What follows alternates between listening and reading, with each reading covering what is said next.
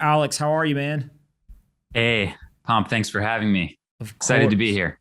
Of course. Let's start just real quick with remind everyone what the Human Rights Foundation's kind of mandate is and how you spend your time every day. Sure. So I joined the Human Rights Foundation in 2007. We exist to help people who live under authoritarian regimes around the world who don't have some of the same rights and liberties that we might have in a society like the United States or Germany or Japan. The kind of cold reality is that 4.3 billion people around the world live under some kind of authoritarian regime. Maybe that's in Cuba, maybe that's in Iran, maybe that's in China, maybe that's in Russia. And they don't have any sort of semblance or any sort of real way to like push for their own rights or to ask for reform. Obviously, in the United States, there's been lobby groups and kind of corporations and different people kind of pushing back, for example, against undue regulations on, let's say, Bitcoin and cryptocurrency. That's not going to happen in China or Russia, right? There's no sort of like reform mechanism for so many people around the world. So for them, the open source code is really their main tool to defend themselves, right? And when you talk about code, I think there's two useful types to think about over the last 20 years. One would be encryption, right? That allows us to transact privately in terms of our communications. And one would be Bitcoin, right? So with Bitcoin, what I've discovered through all my work at the Human Rights Foundation over the last 5 years, just kind of surveying activists around the world, is that their money's broken. It's not as good as ours. Their currency gets debased, it collapses. Their bank accounts get frozen. They're isolated. They're behind sanctions. They're behind embargoes. They have broken infrastructure. And yet Bitcoin is there for them, right? And Bitcoin allows them to save, to send, to pay, and to interact with the world. At a time when there's just so many bridges, so much surveillance, and so much nonsense. So I think it's probably the most powerful tool for human rights in the world today. When you think about a situation like Afghanistan, let's maybe start there. Obviously, we saw the decision and we covered it. We actually had a funeral for Western Union on the show because it's pretty much over for them. But Western Union abandons the country of Afghanistan, completely cuts off any sort of technological support or service there. Talk about what the impact of that is, maybe first, right? So when the legacy systems fail to provide service or the people of a country don't have access to financial services, like what is the negative impact that you guys see in these situations? Sure. Well, look, a country like Afghanistan, 4% of the GDP comes from remittances. So we're talking hundreds of millions of dollars a year. Um, and that's really important for a country that doesn't have like thick margins, right? They're like really struggling to get by. And then all of a sudden, an external decision made by basically American power shutters Western Union, right? It shutters MoneyGram. It shutters some of the main ways that Afghan families abroad get money back home. That's an absolutely brutal situation because at the same time, the central bank has been closed off in Afghanistan, right? So the flow of dollars that props up the Afghani, the local currency, has also been closed. So not only do you have the banks getting cut off from their normal source of funds, but you have private individuals and families getting cut off from their source of funds. And what's going to happen is quite predictable. I mean, the currency is going to get weaker. It's going to devalue. Prices are going to go up for goods. You're already seeing this. Just this summer, the Afghani has gone from something like 70 something per dollar, and it went all the way up to near 100 per dollar. It's kind of floating around, but we kind of know where this goes. And whether whether you want to blame this on the United States government and pulling out too fast, or you want to blame it on them for being there in the first place, or you want to blame it on the Taliban, at the end of the day, it doesn't really matter because the average person is suffering. Like they're the ones that are going to pay the price. So regardless of like how we want to argue about who's at fault here, the average person is going to suffer because their currency is going to collapse and their banking system has frozen up. Like if you didn't get your money out before Kabul fell, you don't have your money. Like it's gone. Like there's no way to withdraw that from the bank, right? So even the people who made it out, who didn't want to live under the Taliban, if they didn't plan ahead and get their money out, they had to leave without their wealth and savings, right?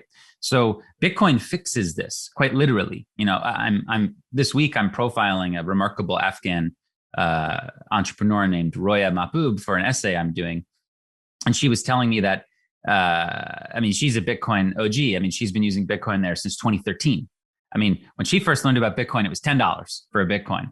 And when she bought her first Bitcoin, it was $100. So she's been in it for a long time, and she's seen kind of this technology appreciate, and she's seen fiat money depreciate. She really, really deeply understands how powerful this is as a tool of freedom.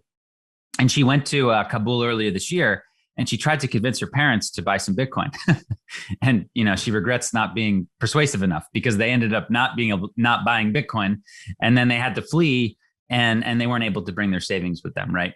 But those who were thinking ahead in this way, seeing around the curve, that they were able to help themselves. And she has amazing stories of, paying women way back then, even in 2013, 14 in Bitcoin, because in Afghanistan, women are sort of either not allowed to or discouraged from having a bank account, and their fathers and brothers and uncles often will just take their cash if they have it.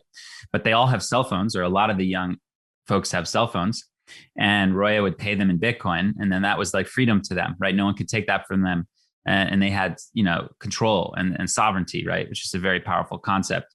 And really, she's like a cypherpunk, basically. She just doesn't know it, right, at the time.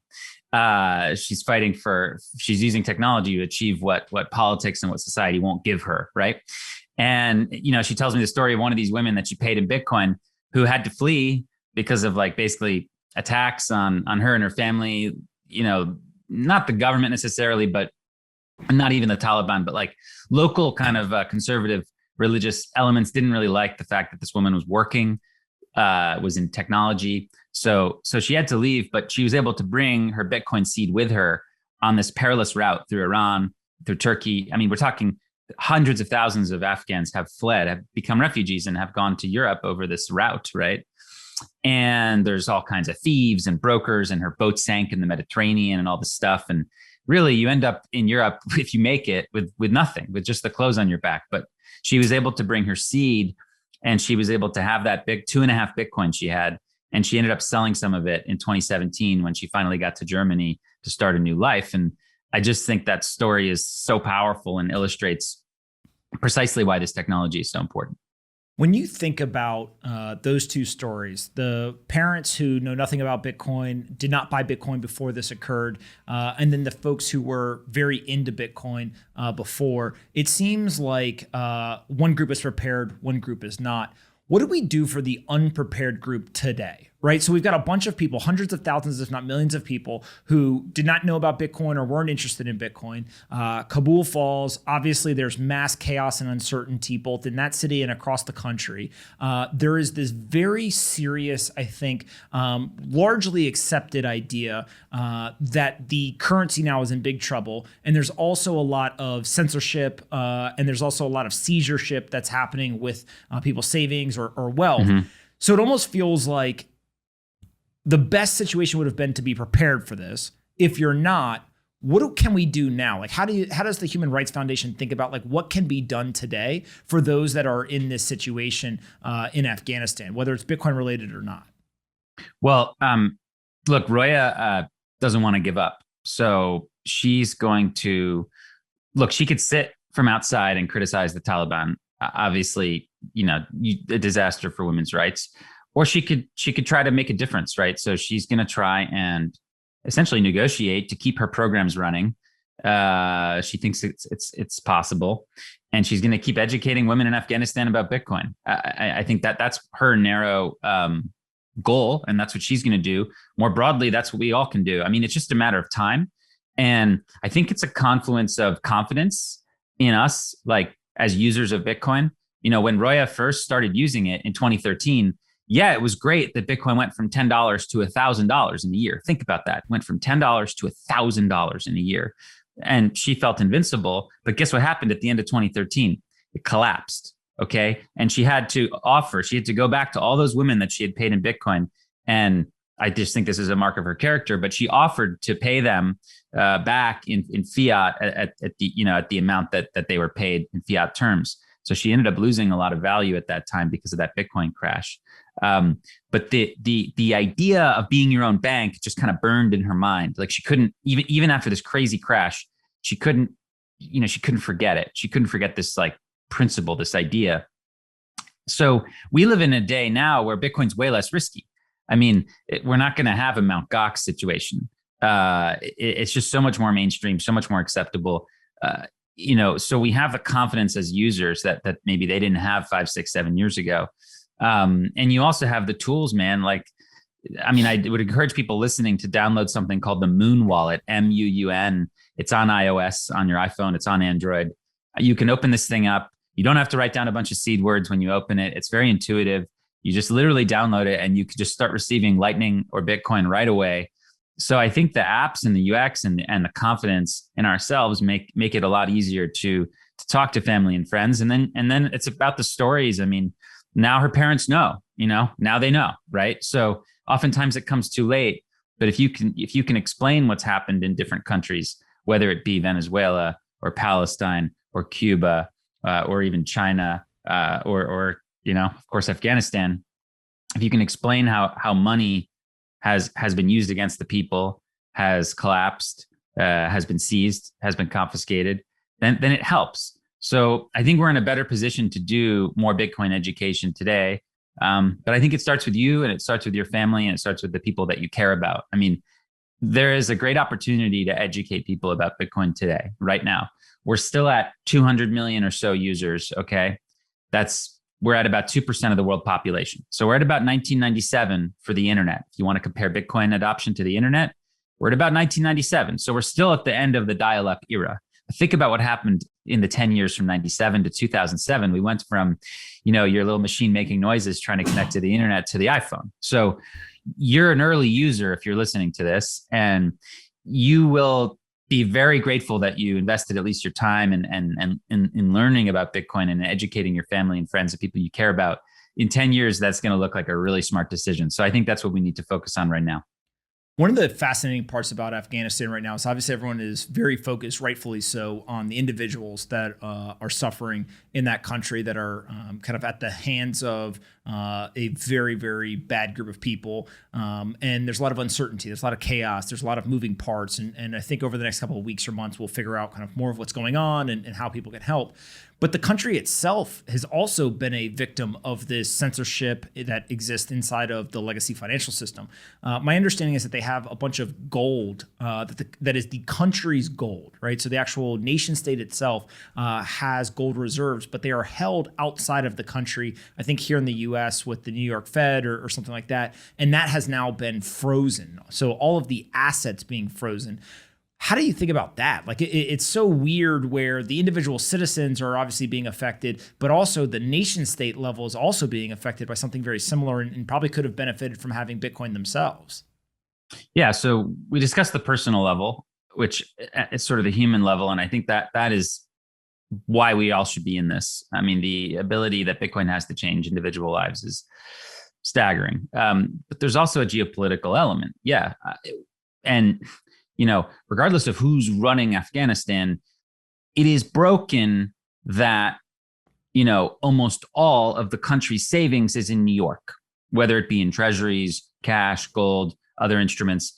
That's broken. I mean, that's like a dependency system. And, I spoke to Roya about this, and, obviously she's no fan of the Taliban, but, she does hope that one day her country can actually be independent, right? I think no Afghan wants all of their country's money to be in New York City. Like that doesn't make any sense. And like, if you actually think about and look at how the war went over these 20 years, a staggering amount of the money that was invested, let's say in Afghanistan. I mean, the numbers, there's more than $1 trillion spent on the war in total, but there was about 170 billion spent in what we might call investing in Afghanistan. So like infrastructure, programs, et cetera, et cetera.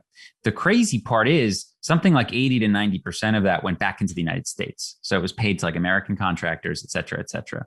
So very little of that really big number that you see that like, oh, we this is what it cost. Very little of that trickled down into Afghan society and was absorbed by local institutions.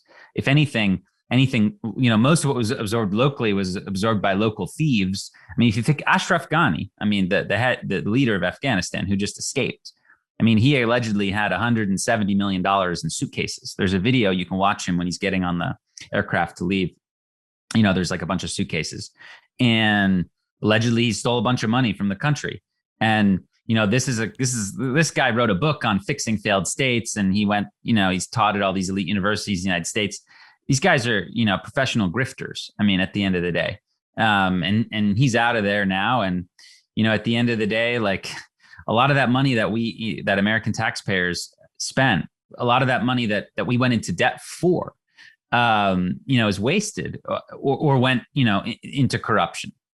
And I think that like Afghans know this, and they would prefer a different system where they could be a little more independent. And certainly Bitcoin helps there, right? So if you have a future Afghanistan that's, instead of right now, Afghanistan can't even take the debt from the IMF. The IMF was supposed to give it like $450 million of what are called SDRs, which are like credits that basically Afghanistan could then like swap for hard currency.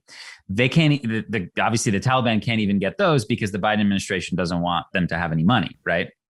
So, I mean, yes, I understand it from a realist foreign policy perspective, but it's also kind of like economic terrorism on the people. Like what's going to happen is they're basically strangling the Afghan economy, right? And I get it. They don't like the Taliban, but like, guess who's going to pay the price? Not the Taliban. Like they have plenty of, opium fields. Like they'll be okay.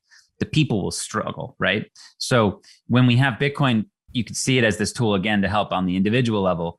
It can also help on that international level. Like these countries in the developing world, they're going to be able to, instead of taking out these loans from the IMF, which if they don't pay back, then they have to do like structural reforms and, maybe get overthrown in a coup for like having passed austerity measures. No, they can like harness their energy in their country and mine Bitcoin, or they can do Bitcoin energy bonds like El Salvador is doing. I think there's a lot of ways that Bitcoin can help at the geopolitical level. And at the end of the day, I hope a lot of these developing countries in the future don't have to have all their savings in New York. They can have it at home, Two other places that I know that you spent a lot of time thinking about, writing about, or learning is Cuba and Nigeria.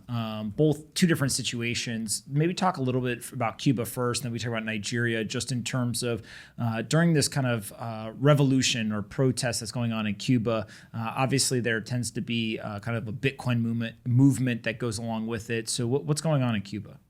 Yeah, well, I mean, obviously to us, but most people don't see what's happening with Bitcoin in Cuba. I wrote a kind of a deep dive into what I would call Cuba's peaceful Bitcoin revolution for Bitcoin Magazine 2 weeks ago. And I think it's important to note that like Cubans are going through the hardest time economically that they've gone through since the early 90s. Ever since Fidel and Che created modern Cuba in 1959, they became incredibly dependent on the Soviet Union for everything. I mean, they basically exported all their sugar there. The Soviets bought the sugar at a higher than market price. Really, the Soviets kind of kept Cuba alive. So when the Soviet Union fell, Cuba went into something called the special period in the early 90s, where they just were sort of strangled economically. They didn't have any way of generating money. And the peso collapsed. Their currency went from being like $5 to $1 to like 150 to $1. And people started like using dollars. Actually, there was like a dollarization that happened in Cuba, similar to what's happening in Venezuela now. And to prevent that from like really taking over, because obviously that's like the enemy's currency if you're Fidel, right? You don't want people using American money. He created a fake dollar called the CUC, or the convertible peso, in 94. And this was used heavily until earlier this year. And what ended up happening was like the greatest rug pull of all time, because between 94 and 2004, Cubans used dollars. They used these like CUCs, they used pesos, and it was kind of all floating. And Cubans owned dollars. Like Cubans had dollars at home. They had dollars in bank accounts in Cuba, like US dollars, right? In 2004, the government came out and said, no more dollars. So they took all the dollars and they replaced them with these fake dollars. So what you saw is like the Cuban people holding the hard currency, the actual USD. All of a sudden, the government was holding it, and they were holding a bag of this, fake dollars. which were just phased out, right, earlier this year. So this is like a giant rug pull where the government is like stealing time and energy from the people. It's really tragic. So now they have a new scheme called the MLC, which is even crazier because essentially in Cuba, there's like different kinds of stores, right? You have your like rations, like bottom barrel kind of essentials that the government kind of hands out, which are not enough to live off of at all. So you have to actually go buy stuff with money in stores. And the stores today that have good stuff only accept something called an MLC. Now, an MLC is like almost like a gift card account. You have to top it up. But get this, you can't top it up with pesos. So most people in Cuba, they work for the state. They make pesos or their pension is paid out in pesos. So they have to go to the black market and exchange their pesos for MLC at the black market rate. And the government says the rate's 1 to 24 in terms of a dollar to peso. On the street, it's 1 to 70, right? So the government's just stealing from the people, and they're forcing them to actually get their family abroad to top up their MLC account with pounds or euros or Brazilian currency, etc. And that's the only way you can buy stuff at stores to survive. If you need like an air conditioner, if you need good food, meat, whatever, you gotta use MLC. So this is another rug pull where the government is basically paying its workers in collapsing pesos, but collecting hard currency from abroad. And there's just so much injustice in this. And yes, the United States embargo is a big part of the problem, 100%. But really, at the end of the day, it's like the dictatorship and this economic kind of exploitation system they have. I mean, think about it. Cuba's biggest export is essentially indentured servitude of medical personnel. Literally their biggest export, it's like $11 billion a year, is sending nurses and doctors to countries abroad, and the state takes 75% of their wages. Second biggest export is either tourism or sugar, et cetera. But like, this is a state built on exploitation, and people have had enough of it. And what's interesting is in my interviews with Cubans all over the island, it's not just dissidents or pro-democracy opposition folks who are using Bitcoin. It's also the communists. We call this the money of enemies. I mean, anybody can use it. So you have people who are hardcore communists who believe in the revolution and all this stuff. They're using Bitcoin. And then of course you have all the people who are more like screw the government. They're using Bitcoin too. But it's just remarkable to see, and it is a microcosm of what you're seeing all across the world today. And people are fed up with the money system. It doesn't work. It's essentially a scam in many places. And they're opting into something that's not a scam. They're opting into something that's like hard money that's going to be there for them in the future. When you think about a place like Nigeria, is it a lot of the same elements of what's happening in Cuba, or is there complete difference in that the government is different, and also demographically there's a bunch of young people with smartphone penetration, and that's why it ends up being so popular for Bitcoin? Like what is the difference that you see as to why Nigeria seems to be so embracing of Bitcoin? Yeah, I mean, at first you would think, oh, there's nothing, they have no similarities. One is a small communist island that's largely cut off from the outside world and has a centrally planned economy, and the other is a vibrant oil-rich, state that's the largest country in Africa with incredible dynamic, young population and all this stuff. And you would look at the two and you would say, oh, there's no similarities. Oh, they have a big similarity though. The money's broken, right? And it may be broken in different ways. But in Nigeria, you've got 15% inflation. You've got 20, 30% food inflation. You have a population that doesn't trust the government. You have a government that steals from the people, even with these kind of like special police units. They go around robbing people. You have a government that has almost total immunity. I mean, horrible things happen and no one goes to prison. And again, people are opting out, right? So it's similar in that way. The money system's broken. People are opting out into Bitcoin, right? And in Nigeria, you're seeing it's kind of like one of the capitals of Bitcoin in the world today is Lagos. I mean, is Nigeria. People are innovating so rapidly. Yes, only about half of Nigerians have sort of constant internet access, but millions of Nigerians are using Bitcoin. I mean, if you even just look at one exchange alone, Paxful, they have close to 2 million users in Nigeria, 2 million. And that's just one platform out of many, right? There's also tons of Nigerian built platforms, like whether it be Bitcoins or Bitnob, et cetera.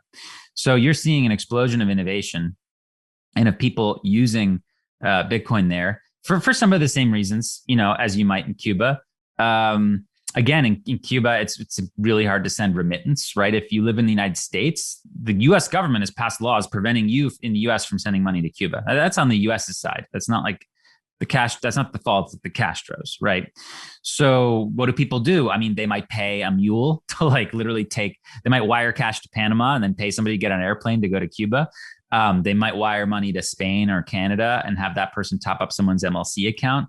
All this stuff is expensive, time consuming. I mean, it's just a huge bureaucratic hassle. So that's why they're just Bitcoin, boom, right there, direct, instantly. If you use something like the Moon Wallet or the Blue Wallet, you can use Lightning.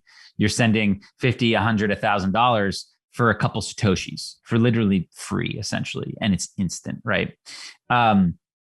And similar to Nigeria, Nigerians are largely cut off from the outside world in many ways. And yet Bitcoin is a great connector. The friends of mine made an app called SendCash, and it allows anyone in the world to send value on an app with Bitcoin to any bank account in Nigeria, and it settles in minutes. I mean, with no fee, right? If you look at SendCash Africa, that's an incredible innovation on par with what Jack Mallers and Strike are doing, right?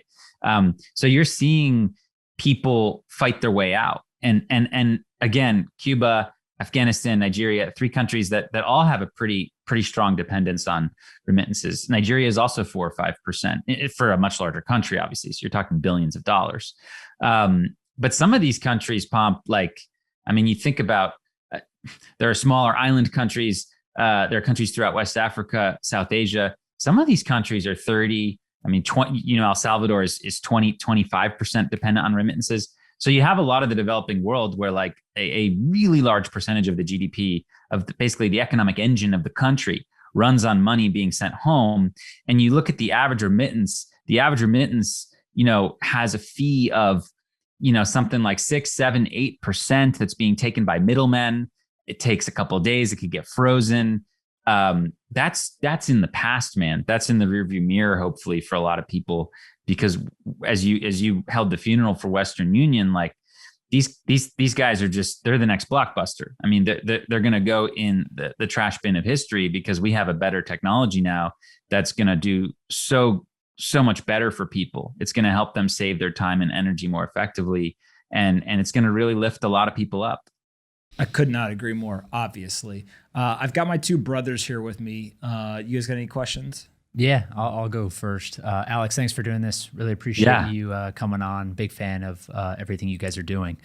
I guess my question would be just around, so the Human Rights Foundation, how has what you guys are focusing on a daily basis changed over the last few years? And off of that, how can the Bitcoin community help support what you guys are doing and amplify your message? Yeah, well, the world has kind of stagnated in terms of democratic progress in the last 15 years. You obviously you had this incredible historic, series of waves of democracy in the 70s and the 80s and the 90s. Not that long ago, Europe there was dictatorships all over Europe. You had Greece, Portugal, Spain.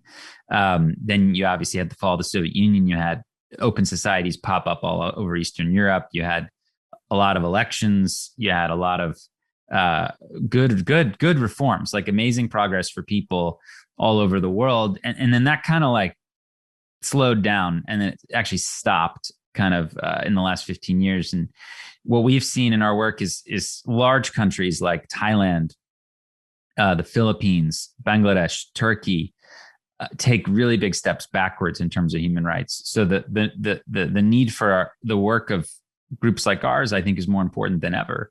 You're seeing a lot of backsliding, and you're also seeing governments figure out how to use technology to repress people. I think that most technology is honestly, unfortunately, kind of authoritarian. If you think about things like big data analysis, AI, this idea of central bank digital currencies, this idea of social credit, this idea of everything going digital and making it easier for the state to do things, that's not great for the individual. So we're up in a difficult time. Our work has changed again to adapt to this idea of, wow, we're really in a defensive position right now, but also that technology is at the heart of everything. I mean, if you think about what's happening in, whether it be Xinjiang with, the persecution of millions of Uyghurs, I mean, it's all done in a high-tech police state. Whether you think about the surveillance of activists like Jamal Khashoggi, who was a Saudi journalist who was murdered by the Saudi government in a grisly affair in Istanbul. My organization, we made a movie about that called The Dissident that I would urge you to check out. It's done by Brian Fogel, who also did Icarus, about the Olympic doping scandal in Russia and the cycling team. So check out The Dissident. You'll learn a lot about our work there. We're out there to educate people on why freedom matters and why dictatorship and authoritarianism is not good for humans. And we're out there to like basically shine a light on voices that are making a difference. And we're out there to show you how you can help. And I just think over the last 5 years, especially for me personally, I've just seen how relevant Bitcoin is to all of this, to this whole mission. Because at the end of the day, like we can do a lot of virtue signaling, like we can go on Twitter and we can, I did a big piece on Palestine recently, actually. And a lot of people are happy to like tweet about, free Palestine or help the Palestinians. Okay, fine. That's not actually doing anything. Like, how are you actually going to help somebody who lives in Gaza, right? Well, you can actually empower them today by teaching them about Bitcoin and onboarding them and helping them, convert their shekels or whatever currency they're using to Bitcoin. That can allow them to connect to their family abroad and have freedom. So I think it's really interesting because Bitcoin in many ways is kind of like the the implementation of human rights activism. And it's not to say I'm not proud of everything else that we do all the time. I think it's vital, but Bitcoin's really like the actual integration or like the instantiation of a lot of the like advocacy or activism you see out there, and like rah, we should help these people. And then you read something in the newspaper, we should help these people in this country. And then you go back to what you're doing. No. You can actually help them right now. We just have to like teach them about this powerful freedom technology. So in that sense, I'm more excited than ever because I think the impact we can make, especially now when we know that this technology is so young and it's going to take over the world over the coming decade, the impact we can have today by educating and informing activists about it is just staggering to think about. John, what questions you got? Yeah, Alex, thanks for doing this. Thanks for all the work you do as well. I know it's very important, but I'm interested because you were just talking about how Bitcoin is like that freedom power technology, and in Gaza, how you can help them by having them convert their money into Bitcoin. But how do you think about the education gap and getting those people actually educated besides outside of just like me here in the US thinking about family and friends? Well, I think there's two parts to this. One is that like Bitcoin's kind of fine. Like, it's weird. It's like this organic thing that just grows and it's not going to be stopped regardless of what we do or not do. But on the other hand, people aren't going to be fine, right? So I'm less worried about Bitcoin. I think Bitcoin is going to, if you look at every day, there's more and more institutions adopting it. I mean, yesterday we had Substack. We had the second largest home lender in America. We had Iran reverse Bitcoin mining. We had El Salvador installing Bitcoin machines, ATMs all over the country. Like the milestones are turning into a blur. Like it's like the beginning of this hyper Bitcoinization thing that we all, thought may happen. So I think Bitcoin's fine, but I think people need our help, right? So again, I want to do what I can do to help like the leaders of the human rights activist movements around the world. And that's what we do through our Oslo Freedom Forum series. We have a great conference happening in Miami on October 4 and 5, where we have really prominent human rights activists. We have Alexei Navalny giving a speech that he's going to smuggle out of prison. We have the opposition leader of Belarus. We have the Secretary General of Amnesty International. We have a lot of amazing speakers on the human rights side. And we're also going to be running a Bitcoin Academy. So my hope is to like put this power into the hands of activists who can then, in like this kind of trickle down sense, educate the rest of the movement in their countries. So that's what I want to do through the Human Rights Foundation. But, I think that everybody can start local, with their own family and friends, and just, you got to give them some perspective. Like I wrote this piece that might be helpful called Check Your Financial Privilege, which I think is important because so many people in the West are comfortable with their money. Like they're not dealing with what Afghans or Cubans or Palestinians are dealing with. Like we have Venmo, whatever. It's cool. Like the dollar's fine. Like it inflates a little bit. It's not a big deal, whatever. I have a 401k and I can do a swipe. I have Apple Pay, all these things. Like Cubans have none of those things, right? So there's this great disparity. And even a lot of Americans don't have those things. Like tons of Americans are underbanked, like, or unbanked. And a lot of communities that are financially discriminated against. I mean, I think the work of Isaiah Jackson is really key in this area. Obviously, you guys have had him on and continue to work with him. So it's really a global conversation. But I do think that showing the stories of people struggling around the world and how they're finding some hope in Bitcoin, it is helpful in convincing people who are skeptical. Like, what do they say to that? I mean, there's no retort. I mean, you can be some snide journalist or, investor, and you're like, oh, Bitcoin's like a scam or whatever. And it's like, oh, really? Well, like, that is really privileged of you to say that. And I'm, why don't you try living on the Sudanese pound for 3 months and then get back to me about how Bitcoin's useless? Like if these people would just get out of their bubble and put themselves in somebody else's shoes for 3 days, I mean, they would never complain to us about Bitcoin ever again. So it's just a matter of like helping them understand that. Like we had a central banker yesterday, Neil Kashkari from the Minneapolis Fed. He's out there talking about how he doesn't see how cryptocurrency is anything but a scam. And it's like, man, like how sheltered is he, man? That is just so crazy to think about when there are people in his own state in Minneapolis who are earning and saving and really like lifting themselves up with Bitcoin. Forget Cuba or Palestine. There are people in downtown Minneapolis doing that. So I think it's just a matter of time with these people. And we want to be open and helpful. And we want to share this educational material with them. I think that's quite important. If people want to support what we're doing at HRF, we're doing a couple things. We're doing a lot of public advocacy like this, right? We're doing hands-on trainings, like I mentioned to you all at our events through the Oslo Freedom Forum. And then we also have a dev fund where we collect money from donors and then we give it to Bitcoin devs who are working on open source privacy technology, open source wallet technology around the world. We've done a lot of things I'm proud of, sponsoring Moon Wallet, sponsoring Spectre, helping people run nodes, helping people use Lightning. We have a lot of gifts coming in the next couple of weeks. We have a big announcement I'm really excited about. Every quarter we give funding out. So, you want to support us, you can check out href.org/BTC if you want to donate in Bitcoin, or just if you wanted to learn about it, go to href.org, go to the Oslo Freedom Forum. Would be really grateful to get feedback from people and hear how you want to contribute.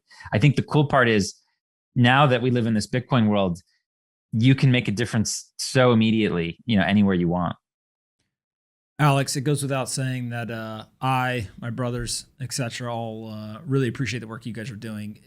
It's just, it's one of these situations where I think on the internet, everyone likes to yell and scream and act like idiots, but the gravity of the situation, when you understand how much people are hurting, how bad some people are in terms of the situation that they're in and the help that they need. I wish that there was 100 organizations like you all, but you guys are continuing to kind of push forward and really make a material impact in the world, which is just great to see. And so anyone who's watching this who is interested in this stuff or wants to learn more, highly suggest going to hrf.org or hrf.org/BTC is where you can see that Bitcoin Developers Fund.